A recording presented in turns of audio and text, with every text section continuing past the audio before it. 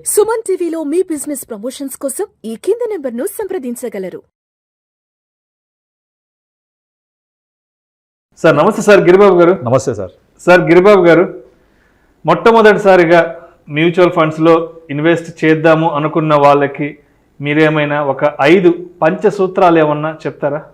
Very good question అండి.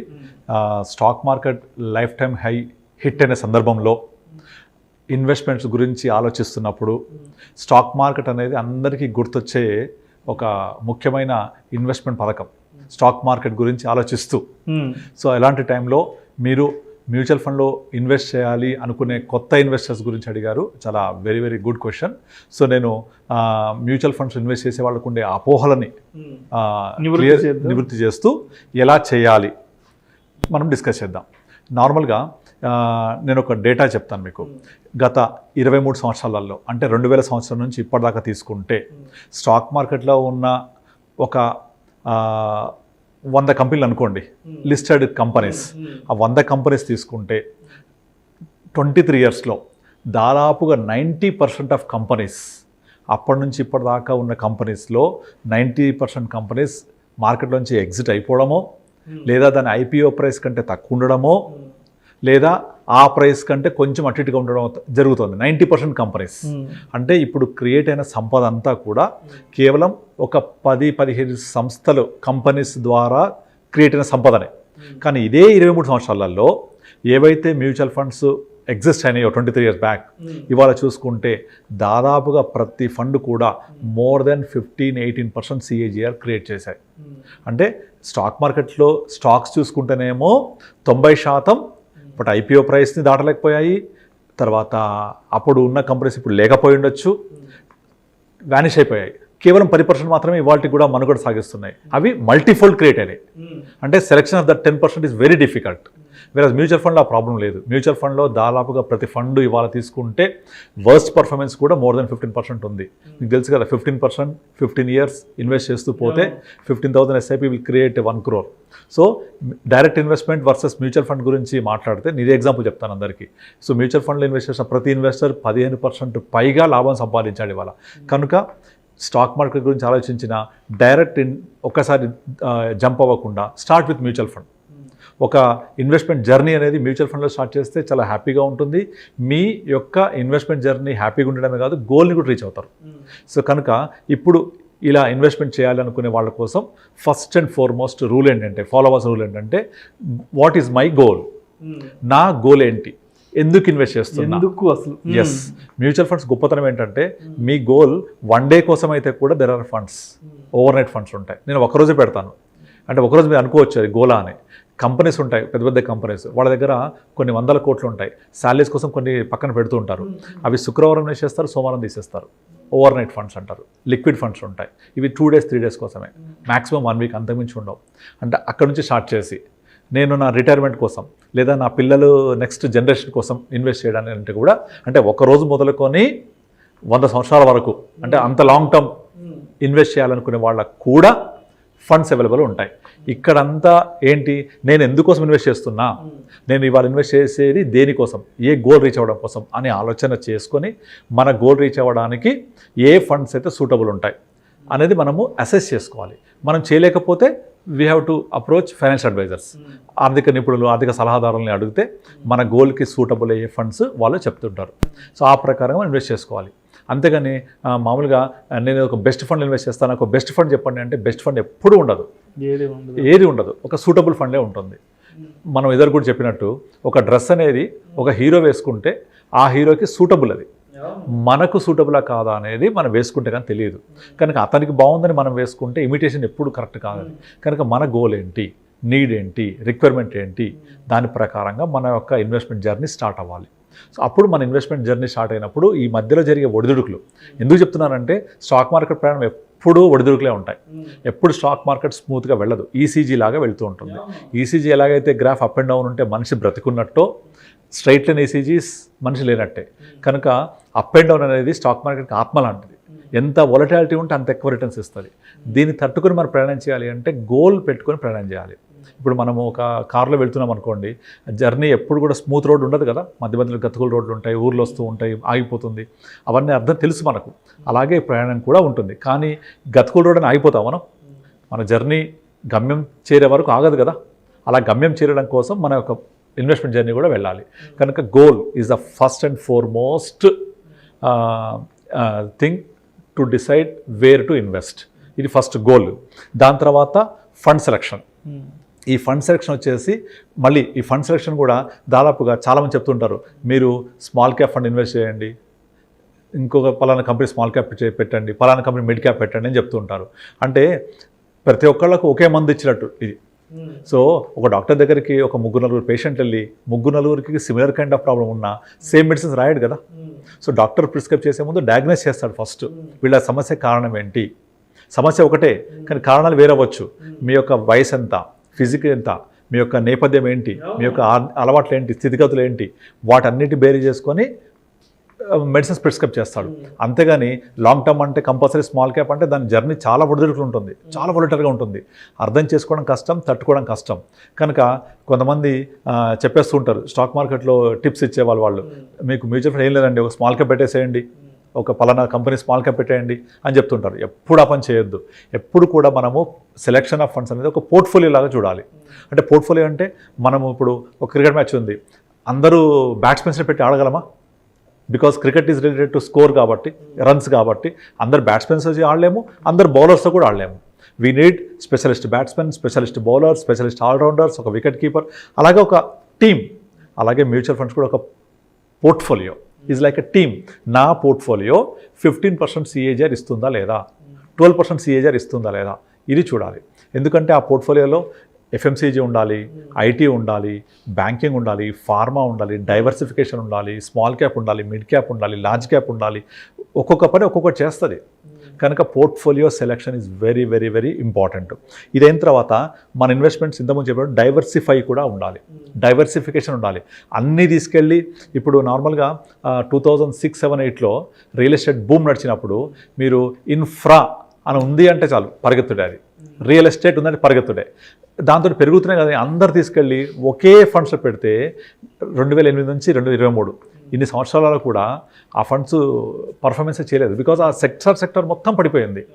ఈ రోజుకి ఇంకా అప్పుడున్న ప్రైస్ లేవు. DLF అప్పుడు 1100 ఉండే, ఇవాళకి ఆ ప్రైస్ రాలేదు, సగం కూడా కాలేదు. అలాగే IT బూమ్ 2000లో వెరీ వెరీ హై ఉండే, అంటే IT బూమ్ నడిచినప్పుడు ఇన్ఫోసిస్, విప్రో లాంటివి చాలా హై ప్రైస్ ఉన్నాయి. ఇవాళ అప్పుడు ఇన్వెస్ట్ చేసిన వాళ్ళు కనుక ఇవాళ చూస్తే వాళ్ళ రేట్ ఆఫ్ రిటర్న్ హార్డ్లీ 5-6% కూడా లేదు.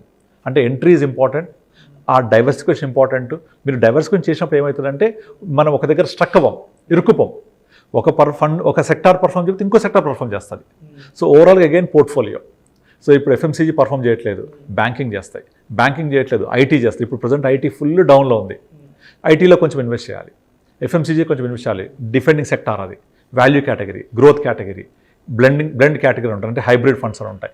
ఇట్లా గ్రోత్, వాల్యూ ఈ కేటగిరీస్ చూసుకొని మనము నష్టభయం తట్టుకుంటూ ఎలా ఇన్వెస్ట్ చేయాలి అనేది మనం ప్లాన్ చేసుకొని డైవర్సిఫికేషన్ చేసుకోవాలి. తర్వాత ఫండ్ సెలెక్షన్లో కాంబినేషన్ ఉండాలి, పోర్ట్ఫోలియో ప్రిపేర్ చేసుకోవాలి. అవి చేసుకుంటూ మనం పెట్టిన ఇన్వెస్ట్మెంట్ ఇన్ఫ్లేషన్ని బీట్ చేస్తుందా లేదా, this is foremost rule. And inflation beat చేయకపోతే ఏ ఇన్వెస్ట్మెంట్ కూడా సరైనది కాదు. ఇప్పుడు కొంతమంది అమ్మో నాకు నష్టభయం వద్దు, నేను అన్ని తీసుకొని డెట్ ఫండ్లో పెట్టుకుంటా అంటారు. డెట్ ఫండ్ పెట్టుకుంటే అది బ్యాంక్ అంటే కొంచెం ఎక్కువ ఇస్తారు అంతే, just bank plus FD plus kind of returns.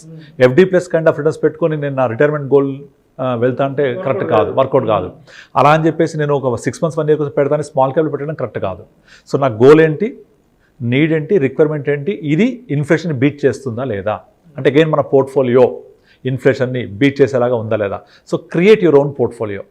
So చాలామందికి వాళ్ళ యొక్క ఫ్రెండ్స్, కొలీగ్స్, ఇంటి పక్క వాళ్ళు సజెస్ట్ చేసేస్తూ ఉంటారు. కానీ వాళ్ళకి తెలియని విషయం ఏంటంటే ఎవరి క్వశ్చన్ పేపర్ వాళ్ళకే ఉంటుంది, ఎవరి క్వశ్చన్ పేపర్ వేరే వేరే క్వశ్చన్స్తో ఉంటుంది. అంత పక్కోడిని చూసి కాపీ కొడితే డెఫినెట్లీ ఫెయిల్ అవుతాం. ఎందుకంటే పక్కవాడి రిస్క్ అపడేట్ ఏంటి, ఇన్కమ్ లెవెల్స్ ఏంటి, సోర్స్ ఆఫ్ ఇన్కమ్ ఎంత కాలం ఇన్వెస్ట్ చేస్తున్నాడు, అతని గోల్స్ ఏంటి, దాన్ని బట్టి అతను డిసైడ్ చేసుకున్నాడు. కానీ మనం పక్కోడు పెట్టాడు కానీ అదే ఫండ్స్ మనం పెట్టుకుంటే అతను ఎప్పుడు ఎగ్జిట్ అవ్వాలో అప్పుడు ఎగ్జిట్ అవుతాడు, మనం ఎగ్జిట్ అవుతామా? ఇక్కడ మీరు ఎక్కడైనా చెక్ చేసుకోండి, ఒక పలానా ఫండ్లో కొనండి, ఇక్కడ ఎంటర్ అవ్వండి, ఈ ఫండ్స్ కొనండి ఎంటర్, కానీ ఈ ఫండ్లోంచి ఎగ్జిట్ అవ్వండి అని ఒక్కరు కూడా చెప్పారు. సో మీకు ఎంటర్ అవ్వడమే కాదు, ఎగ్జిట్ కూడా తెలియాలి.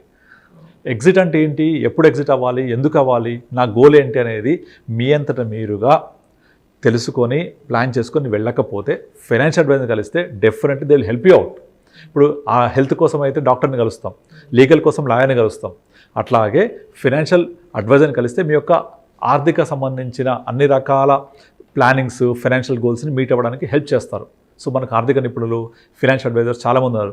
కానీ ఈ కల్చర్ పెరుగుతుంది. ఇప్పుడు రెగ్యులర్గా క్లయింట్స్ వస్తున్నారు, మాట్లాడుతున్నారు, వాళ్ళ యొక్క ఇన్కమ్ లెవెల్స్ ఏంటి, అప్పులు ఏమున్నాయి, ఆదాయం ఏముంది, గోల్ ఏంటి డిస్కస్ చేస్తున్నారు. So we could able to guide them.